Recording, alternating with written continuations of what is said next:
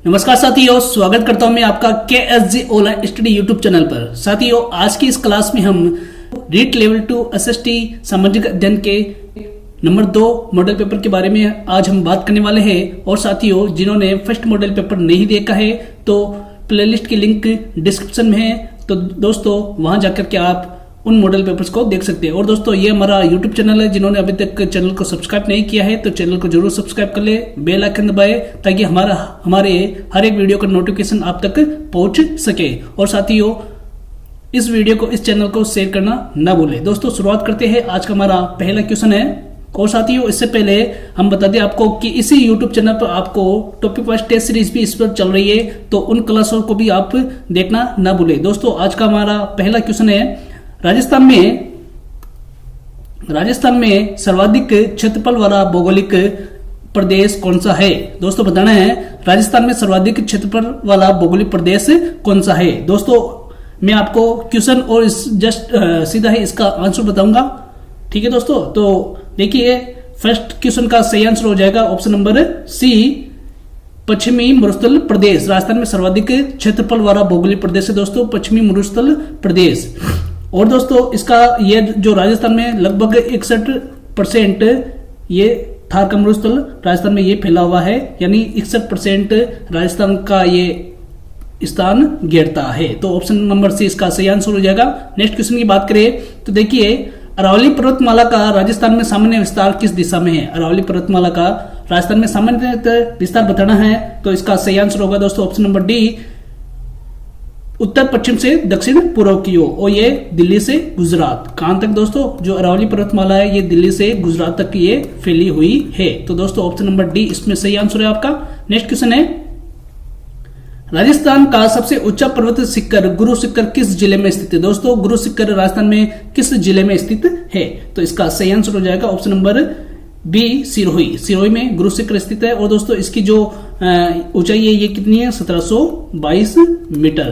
तो option number B इसमें सही आंसर होगा आपका। नेक्स्ट क्वेश्चन है, लूनी नदी का उद्गम स्थल है। लूनी नदी का उद्गम स्थल बताना है दोस्तों। ये है ऑप्शन नंबर बी, नाग पहाड़ अजमेर।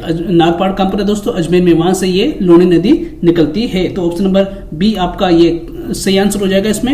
नेक्स्ट क्वेश्चन की बात करें तो देखिए, क्वेश्चन नंबर 5 है, राजस्थान की कौन सी नदी अरब सागर में गिरती है? दोस्तों, राजस्थान की ऐसी इनमें से कौन सी नदी है जो अरब सागर में गिरती है? तो दोस्तों, इसका जो सही आंसर होगा ऑप्शन नंबर डी, लूनी नदी।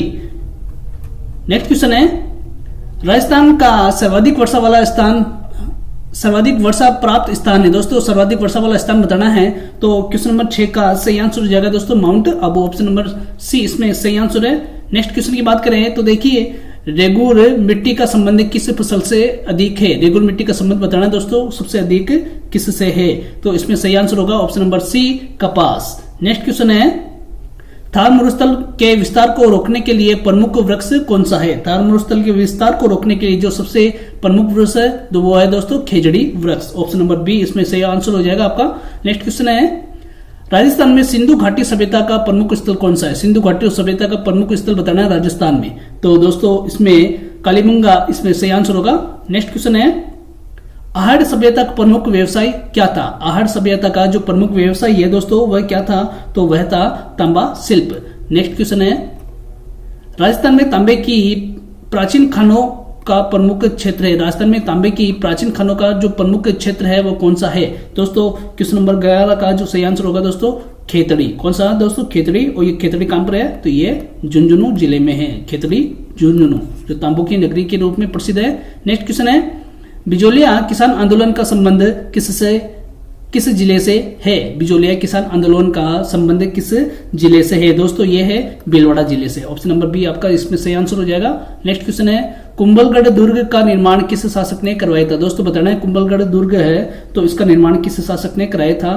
तो ये कराया था दोस्तों राणा कुंभा ने इसका निर्माण कराया था। ऑप्शन नंबर सी इसमें सही आंसर होगा आपका। नेक्स्ट क्वेश्चन है, राजस्थान के किस किले को जल दुर्ग कहा जाता है? दोस्तों, जल दुर्ग की संज्ञा किस दुर्ग को या किस किले को दी गई है? तो दोस्तों, इनमें से सही आंसर होगा गागरोन दुर्ग।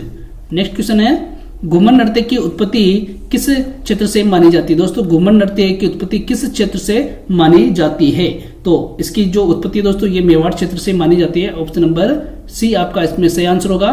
नेक्स्ट क्वेश्चन है, कालबेलिया नृत्य किस समुदाय से संबंधित है? कालबेलिया नृत्य है वह किस समुदाय से संबंधित है दोस्तों? तो ऑप्शन नंबर सी कालबेलिया समुदाय। नेक्स्ट क्वेश्चन की बात करें तो देखिए, राजस्थान राज्य पक्षी कौन सा है? राजस्थान का राज्य पक्षी कौन सा है दोस्तों? तो राजस्थान का राज्य पक्षी है घोड़ा वर्ण। ऑप्शन नंबर सी इसमें सही आंसर है। इसको ग्रेट इंडियन बस्टर्ड के नाम से भी इसको जाना जाता है। नेक्स्ट क्वेश्चन है, पाबूजी किस लोक देवता के रूप में पूजे जाते हैं? दोस्तों बताना है पाबूजी किस लोक देवता के रूप में पूजे जाते हैं? तो ऑप्शन नंबर बी इसमें सही आंसर हो जाएगा, ऊँटों के देवता के रूप में। नेक्स्ट क्वेश्चन की बात करें, तेजाजी को किस वर्ग का आराध्य देव माना जाता है? दोस्तों बताना है तेजाजी को किस वर्ग का आराध्य देव माना जाता है?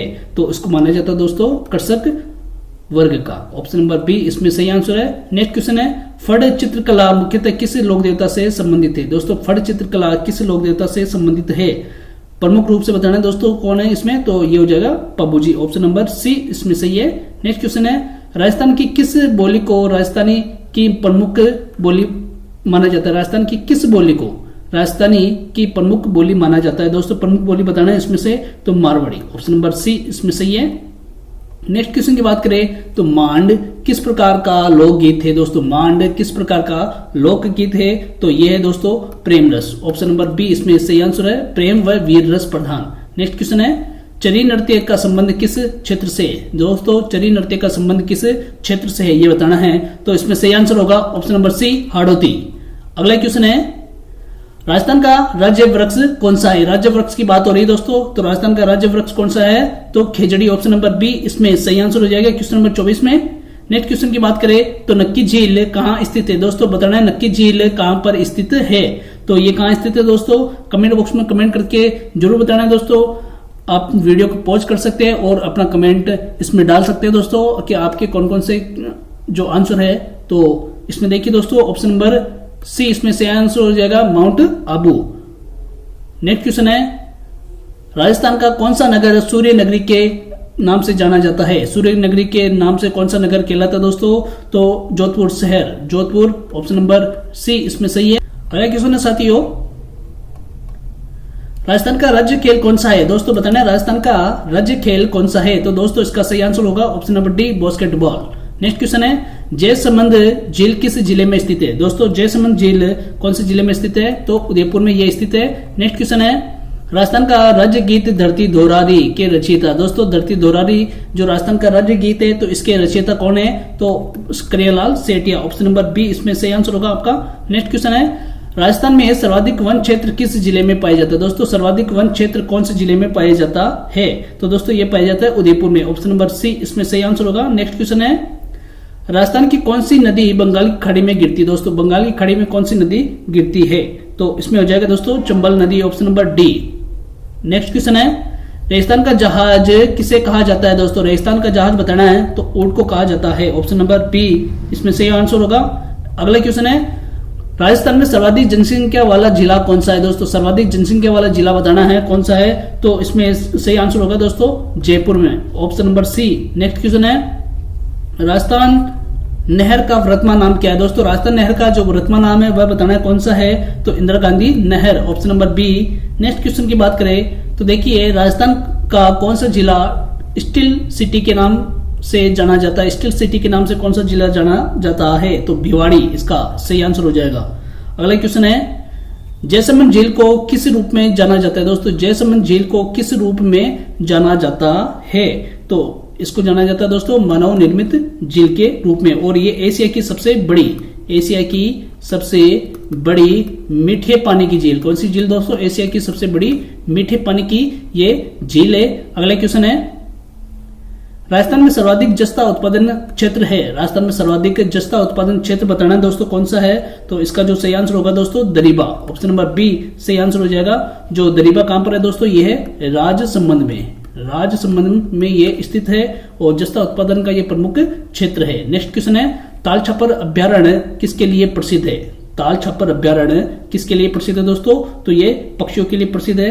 नेक्स्ट क्वेश्चन है, राजस्थान का राज्य पुष्प कौन सा है? राजस्थान का राज्य पुष्प बताना है दोस्तों कौन सा है, तो ऑप्शन नंबर बी रोहिड़ा इसका सही आंसर होगा। अगला जो भाग है दोस्तों राजस्थान का सामान्य ज्ञान और आरटीई शिक्षा समसामयिकी से ये अगला वाला भाग है। तो इसमें देखिए क्वेश्चन 4141 राजस्थान में पंचायती राज व्यवस्था का शुभारंभ किस वर्ष हुआ था? दोस्तों पंचायती राज व्यवस्था का शुभारंभ किस वर्ष हुआ था? तो ये हुआ था दोस्तों 1959 में। ऑप्शन नंबर सी इसमें सही आंसर है। कहां से हुआ दोस्तों? ये हुआ था नागौर से, नागौर राजस्थान से 1959 में ये पंचायती राज व्यवस्था का शुभारंभ हुआ था। नेक्स्ट क्वेश्चन है पंचायती राज व्यवस्था का त्रिस्तरीय ढांचा है। पंचायती राज व्यवस्था का त्रिस्तरीय ढांचा है। तो दोस्तों इसका सही आंसर हो जाएगा ऑप्शन नंबर बी ग्राम पंचायत, पंचायत समिति और जिला परिषद। अगला क्वेश्चन है निःशुल्क एवं अनिवार्य शिक्षा का अधिकार अधिनियम आरटीई लागू हुआ। दोस्तों निःशुल्क एवं आरटीई शिक्षा का अधिकार राइट टू एजुकेशन अधिनियम कब लागू हुआ था ये बताना है। तो ये लागू हुआ था दोस्तों 2010 में, 1 अप्रैल 2010 को, 1 अप्रैल 2010 को दोस्तों ये जो अधिनियम है ये लागू हुआ था। नेक्स्ट क्वेश्चन है आरटीई अधिनियम के अंतर्गत शिक्षा का अधिकार किस आयु वर्ग को है? आरटीई अधिनियम के अंतर्गत शिक्षा का अधिकार किस आयु वर्ग को है? दोस्तों इस अधिनियम के अंतर्गत शिक्षा प्राप्त करने का अधिकार किस आयु वर्ग को है? तो इसमें से आंसर हो जाएगा दोस्तों इन ऑप्शन के अनुसार 6 से 14 वर्ष। नेक्स्ट क्वेश्चन है आरटीई के अनुसार निजी विद्यालयों में कितने प्रतिशत सीटें आरक्षित है? दोस्तों निजी विद्यालय में आरटीई के अनुसार कितने सीटें आरक्षित है? तो इसमें है दोस्तों 25% यानी 25% सीटें। नेक्स्ट क्वेश्चन की बात करें तो राजस्थान का राज्य दिवस कब मनाया जाता है? दोस्तों राज्य दिवस राजस्थान का कब मनाया जाता है? तो ये मनाया जाता है दोस्तों 30 मार्च को मनाया जाता है जब राजस्थान राज्य का गठन हुआ था 30 मार्च 1949 को। 30 मार्च 1949 को राजस्थान राज्य का गठन हुआ था, तब से राजस्थान दिवस मनाया जाता है। अगला क्वेश्चन है मुख्यमंत्री निःशुल्क दवा योजना का उद्देश्य है। मुख्यमंत्री निःशुल्क दवा योजना का क्या उद्देश्य है? तो इसमें है स्वास्थ्य सेवाएं। नेक्स्ट क्वेश्चन है शाला दर्पण पोर्टल संबंधित है। दोस्तों शाला दर्पण पोर्टल किससे संबंधित है? तो ये है स्कूलों की जानकारी से संबंधित है। दोस्तों यहाँ पर लिखा हुआ है स्कूल प्रबंध सूचना, ऑप्शन नंबर सी जो स्कूलों की जो जानकारी का डिजिटल प्लेटफॉर्म है दोस्तों ये ऑप्शन नंबर सी इसका सही आंसर हो जाएगा। राजस्थान में बालिका शिक्षा को बढ़ावा देने वाली योजना बताना। बालिका शिक्षा को बढ़ावा देने वाली योजना कौन सी है? दोस्तों ये है राजश्री योजना, ऑप्शन नंबर बी आपका सही हो जाएगा। इसमें बालिकाओं को जन्म और शिक्षा का प्रोत्साहन इसमें दिया जाता है। दोस्तों नेक्स्ट क्वेश्चन है समग्र शिक्षा अभियान का मुख्य उद्देश्य बताना है। समग्र शिक्षा अभियान का मुख्य उद्देश्य क्या है? तो दोस्तों इसका जो सही आंसर होगा ऑप्शन नंबर सी स्कूल शिक्षा का समग्र विकास। जो इस समग्र शिक्षा अभियान का मुख्य उद्देश्य पूर्व में जो एसएसए रमसा और टीचर एजुकेशन का ये क्या है दोस्तों समीकरण है। ऑप्शन नंबर सी इसमें से आंसर आपका। नेक्स्ट क्वेश्चन है राजस्थान में मुख्यमंत्री अनुप्रेरित कोचिंग योजना किससे संबंधित है? दोस्तों मुख्यमंत्री अनुप्रेरित कोचिंग योजना किससे संबंधित है? तो ये प्रतियोगी परीक्षा से संबंधित है। जो कमजोर वर्ग के विद्यार्थियों को इसमें कोचिंग सुविधा उपलब्ध कराई जाती है। क्या दोस्तों कोचिंग सुविधा इसमें उपलब्ध करवाई जाती है। तो ऑप्शन नंबर बी इसमें सही आंसर है। नेक्स्ट क्वेश्चन है स्टेट वन राशन कार्ड योजना का उद्देश्य बताना है। वन स्टेट और वन राशन कार्ड योजना का उद्देश्य है दोस्तों प्रवासी श्रमिकों को राशन सुविधा प्रदान करना, यानी ऑप्शन नंबर खाद्य सुरक्षा, ऑप्शन नंबर सी इसमें सही आंसर है।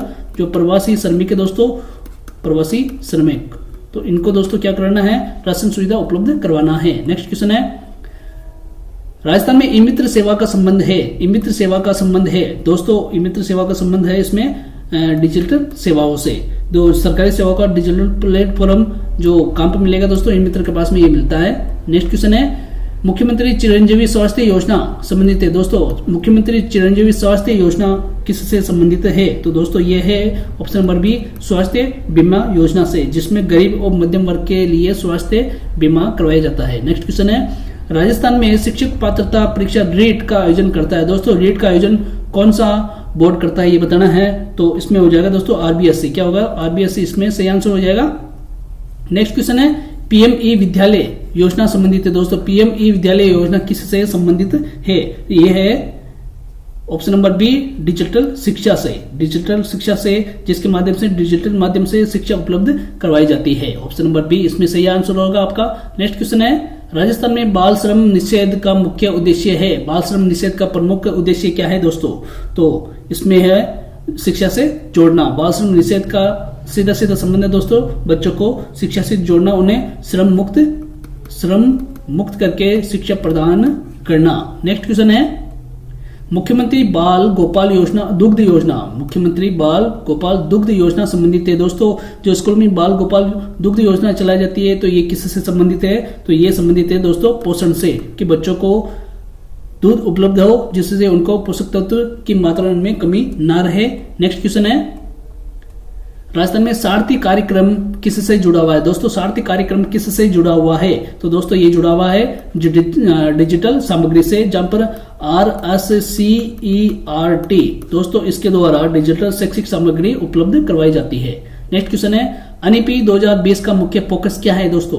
NEP 2020 का मुख्य फोकस किस पर है दोस्तों? तो ये है कौशल आधारित शिक्षा पर, जिसमें कौशल और समग्र विकास, कौशल तो है ही है दोस्तों, साथ में समग्र विकास, तो इस पर NEP 2020 काम कर रही है। नेक्स्ट क्वेश्चन है सिंधु घाटी सभ्यता नगर नियोजन किस विशेषता के लिए प्रसिद्ध था? दोस्तों बताना है नगर नियोजन जो सिंधु घाटी सभ्यता का नगर नियोजन है किस विशेषता के लिए प्रसिद्ध था? तो दोस्तों इसका सही आंसर होगा ऑप्शन नंबर सी, समकोण पर कटी सड़कें। जो समकोण पर जो कटी सड़कें, तो दोस्तों सिंधु घाटी सभ्यता इसके लिए प्रसिद्ध था। नेक्स्ट क्वेश्चन है अकबर द्वारा लागू जजिया कर के बारे में सही कथन है। दोस्तों जो जजिया कर अकबर ने लगाया था तो इसके बारे में सही कथन बताना है दोस्तों। तो देखिए इसमें ऑप्शन नंबर बी, अकबर ने जजिया कर समाप्त किया था। अकबर ने जजिया कर समाप्त कर किया था। क्यों किया था दोस्तों? ये किसके अंतर्गत आएगा? ये धार्मिक सहिष्णुता, धार्मिक सहिष्णुता नीति के अंतर्गत दोस्तों जो अकबर ने जजिया कर को समाप्त किया था। नेक्स्ट क्वेश्चन है 1857 के विद्रोह में राजस्थान से संबंधित प्रमुख केंद्र था। दोस्तों 1857 की क्रांति का जो प्रमुख केंद्र बताना है राजस्थान में, तो इसका जो सही आंसर होगा दोस्तों option number A, Kota. Next question है द्वैध शासन प्रणाली किस गवर्नर जनरल से संबंधित है? दोस्तों द्वैध शासन प्रणाली किस गवर्नर जनरल से संबंधित है? दोस्तों यह है Robert Clive. Option number B में सही आंसर होगा 1765 में। कब दोस्तों? 1765 में बंगाल में द्वैध शासन लागू हुआ था। कब हुआ दोस्तों? बंगाल में हुआ था। ये द्वैध शासन किसने लागू किया था दोस्तों? किससे संबंधित था? रॉबर्ट क्लाइव से संबंधित था। नेक्स्ट क्वेश्चन है फ्रांसीसी क्रांति का नारा था। दोस्तों बताना है फ्रांसीसी क्रांति का नारा क्या था? दोस्तों ये नारा था स्वतंत्रता, समानता और भ्रातृत्व। ऑप्शन नंबर बी इसमें सही आंसर है। और ये जो फ्रांसीसी क्रांति है तो इसका ये मूल विचार था। नेक्स्ट क्वेश्चन है राजस्थान का कौन सा भाग बांगड़ प्रदेश कहलाता है? दोस्तों बांगड़ प्रदेश कौन सा भाग कहलाता है? तो ये कहलाता है दोस्तों पूर्वी मैदानी क्षेत्र। नेक्स्ट क्वेश्चन है चंबल नदी किस अफवाह तंत्र से संबंधित है? दोस्तों ये जो चंबल नदी है ये किस अफवाह तंत्र से संबंधित है? तो ये है दोस्तों बंगाल की खाड़ी से। चंबल, बनास, गंगा और बंगाल की खाड़ी। तो दोस्तों ये ऐसे चलता है। नेक्स्ट क्वेश्चन है मानसून का भारत में आगमन सामान्यतः किस दिशा से होता है? दोस्तों मानसून का आगमन सामान्यतः किस दिशा से होता है? तो ये होता है दोस्तों दक्षिणी पश्चिम। ऑप्शन नंबर सी इसका सही आंसर होगा। नेक्स्ट क्वेश्चन है संसाधन संरक्षण का सर्वोत्तम उपाय क्या है? संसाधनों को संरक्षण करने का सबसे जो उत्तम उपाय है दोस्तों ये कौन सा है? तो सतत विकास इसका सही आंसर होगा, जो भविष्य की आवश्यकताओं को ध्यान में रखते हुए उपयोगी है। अगला क्वेश्चन है जनसंख्या वृद्धि का प्रमुख कारण क्या है? दोस्तों जनसंख्या वृद्धि का जो प्रमुख कारण क्या है दोस्तों? तो इसका जो सही आंसर होगा उच्च जन्म दर। ऑप्शन नंबर सी इसमें सही आंसर है। नेक्स्ट क्वेश्चन है भारतीय संविधान का कौन सा अनुच्छेद समानता का अधिकार देता है? दोस्तों समानता का अधिकार भारत का कौन सा संविधान का कौन सा अनुच्छेद देता है समानता का अधिकार? तो दोस्तों इसका सही आंसर हो जाएगा ऑप्शन नंबर ए, अनुच्छेद 14, जो कानून के समक्ष इस अनुच्छेद के तहत समानता का अधिकार प्रदान किया जाता है। अगला क्वेश्चन है धर्मनिरपेक्ष राज्य का अर्थ बताना है। धर्मनिरपेक्ष राज्य का अर्थ क्या है दोस्तों?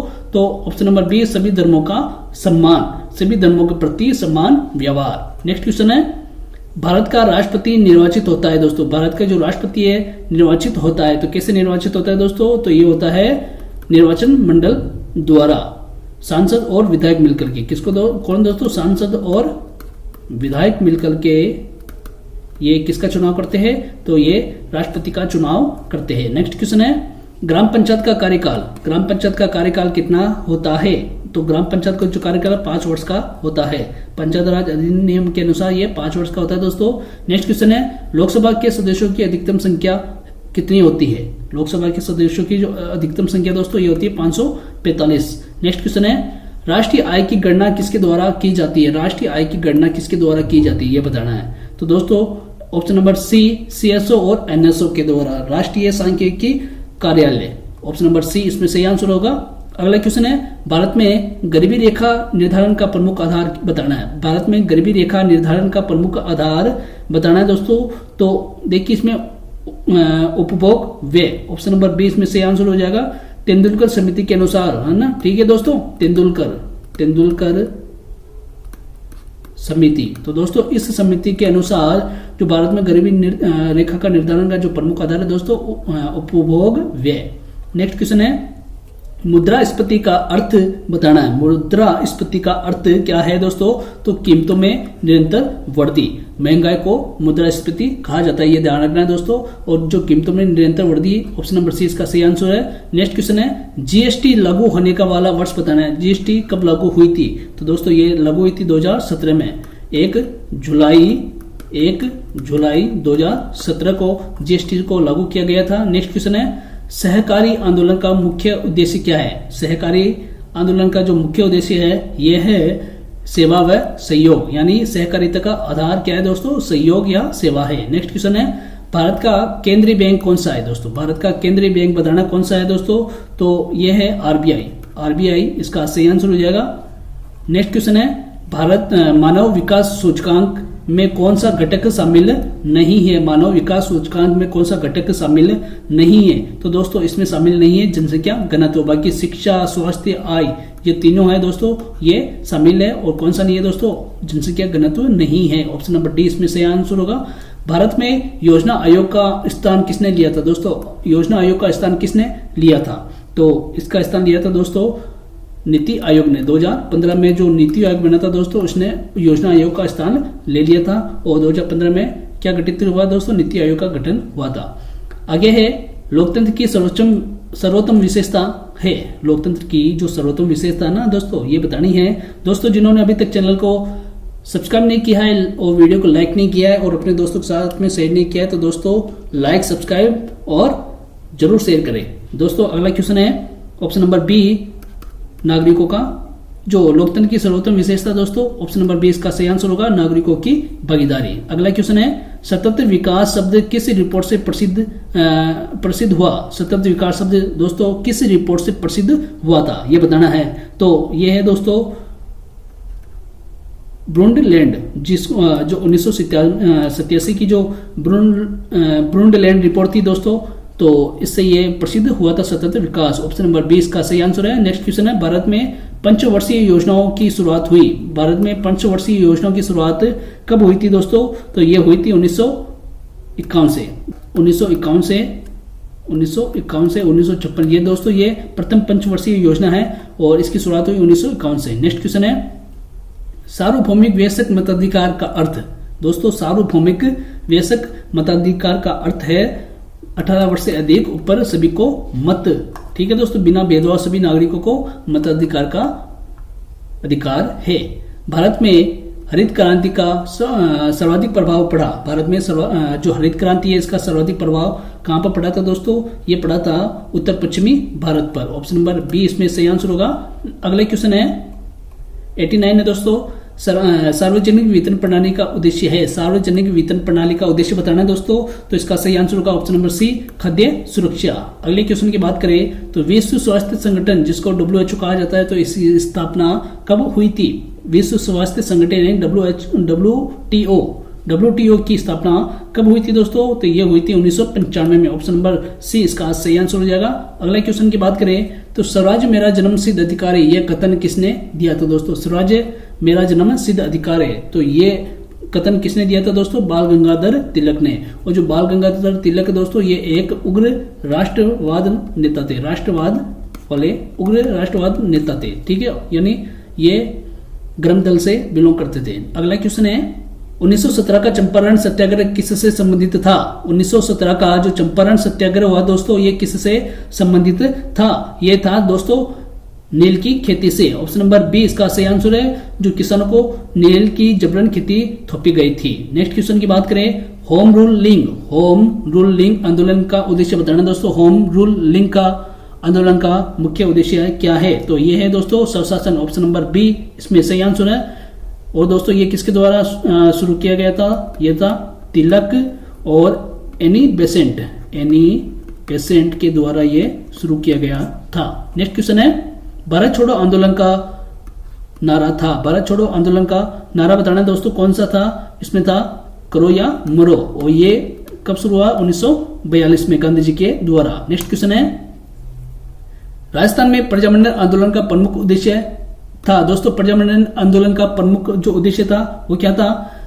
रियासतों में लोकतंत्र। ठीक है दोस्तों, यानी रियासतों में जन भागीदारी की जो मांग थी दोस्तों, ये प्रमुख उद्देश्य था। मानव संसाधन से तात्पर्य क्या है? मानव संसाधन से तात्पर्य क्या है ये बताना है। तो इसका सही आंसर होगा जनसंख्या का कौशल।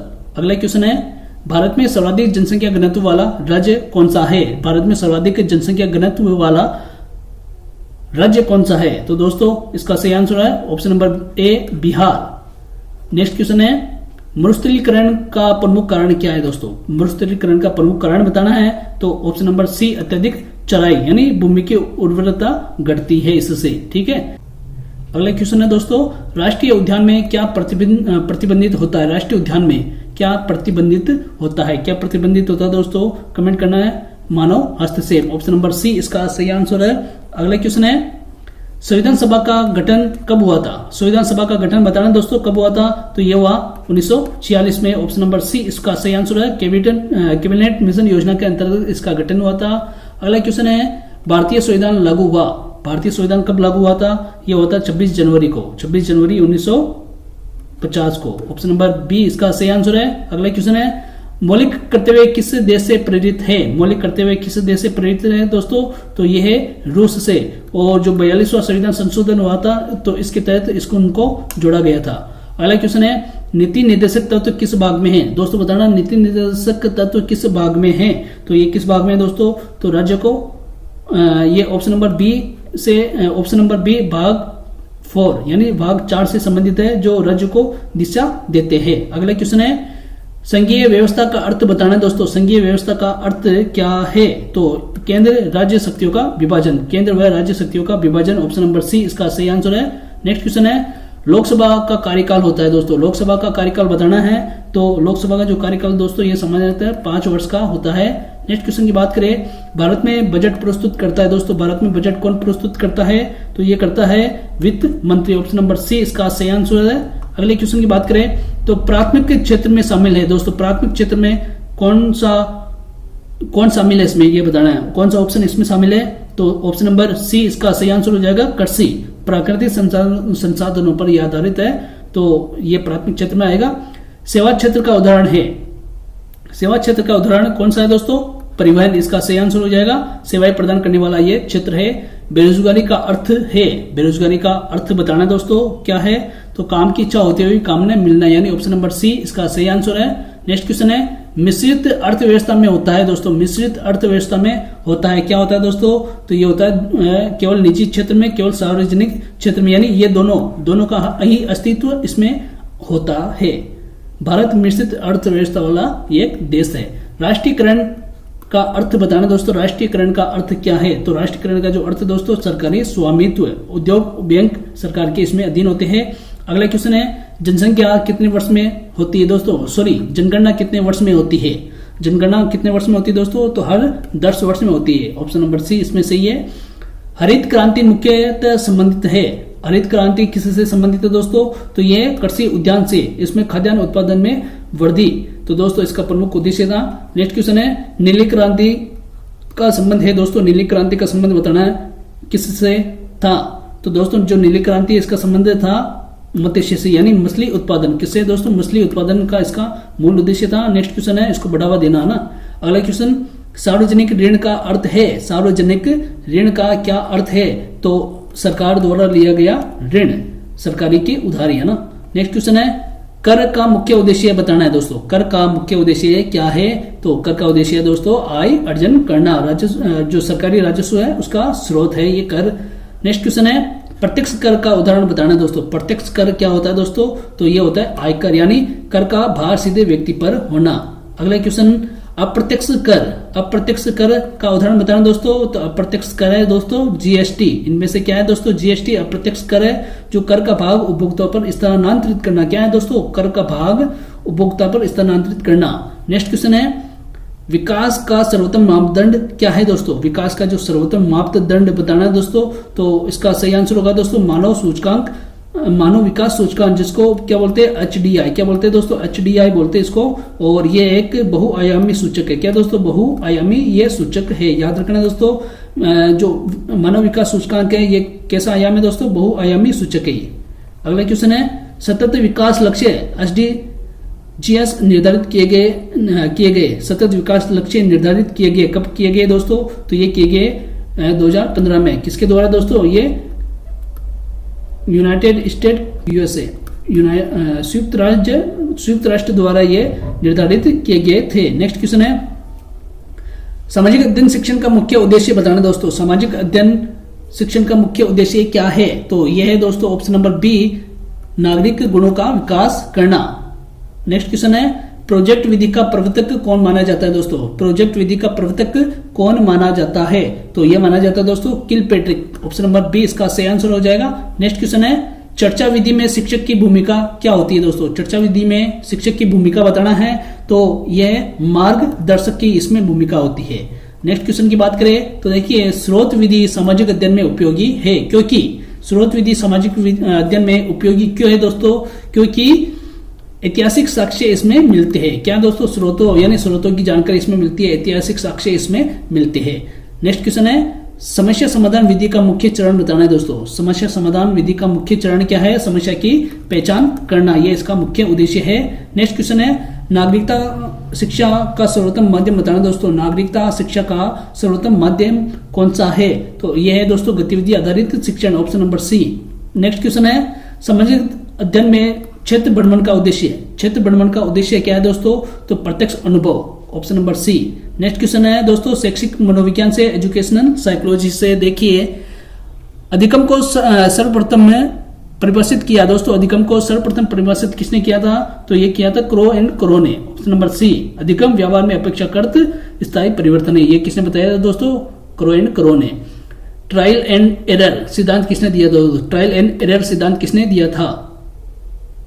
तो दोस्तों ये दिया था थॉर्नडाइक ने, और इसको प्रभाव का नियम भी बोलते हैं। क्या दोस्तों? प्रभाव का नियम भी इसको कहा जाता है।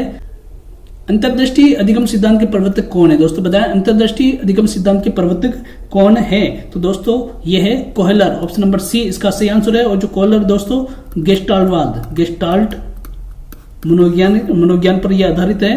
नेक्स्ट क्वेश्चन है बालक में संज्ञानात्मक विकास का सिद्धांत, बालक के संज्ञानात्मक विकास का सिद्धांत किसने दिया था दोस्तों? जो ये सिद्धांत दिया था पियाजे ने, ऑप्शन नंबर बी इसका सही आंसर हो जाएगा।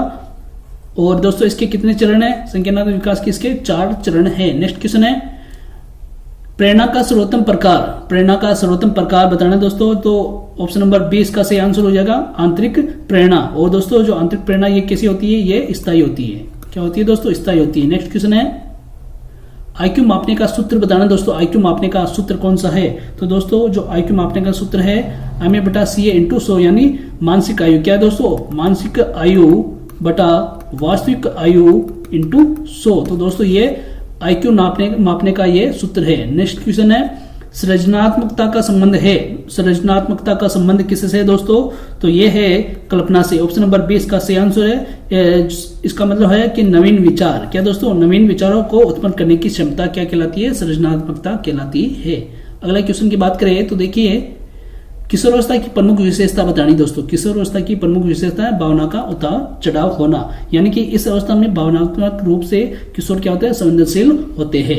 नेक्स्ट क्वेश्चन है सूचना और प्रौद्योगिकी, संचार प्रौद्योगिकी है ना, आईसीटी के ये क्वेश्चन है दोस्तों। तो देखिए आईसीटी का पूर्ण रूप है, आईसीटी का पूर्ण रूप बताना दोस्तों क्या है? तो option number C information and communication technology, option number C इसका सही आंसर है।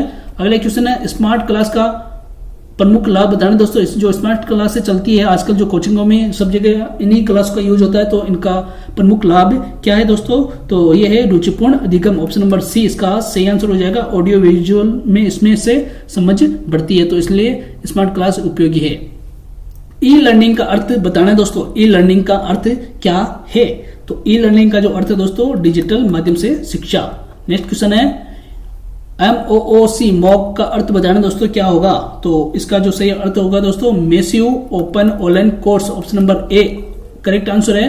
नेक्स्ट क्वेश्चन है दीक्षा पोर्टल संबंधित है दोस्तों, दीक्षा पोर्टल किससे संबंधित है दोस्तों, तो यह है डिजिटल शिक्षक प्रशिक्षण से। दीक्षा किससे संबंधित है दोस्तों, डिजिटल शिक्षण प्रशिक्षण। तो इसमें दोस्तों दीक्षा में जो प्रशिक्षण दिया जाता है, कई सारी ऑनलाइन क्लासें आती है, तो ऐप के अंदर क्लासें आती है, तो उन क्लासों को टीचर्स देखते हैं और जो डिजिटल शिक्षक प्रशिक्षण के माध्यम से इसको जाना जाता है, यानी जो डिजिटल माध्यम से टीचर्स को क्या दिया जाता है दोस्तों, प्रशिक्षण दिया जाता है।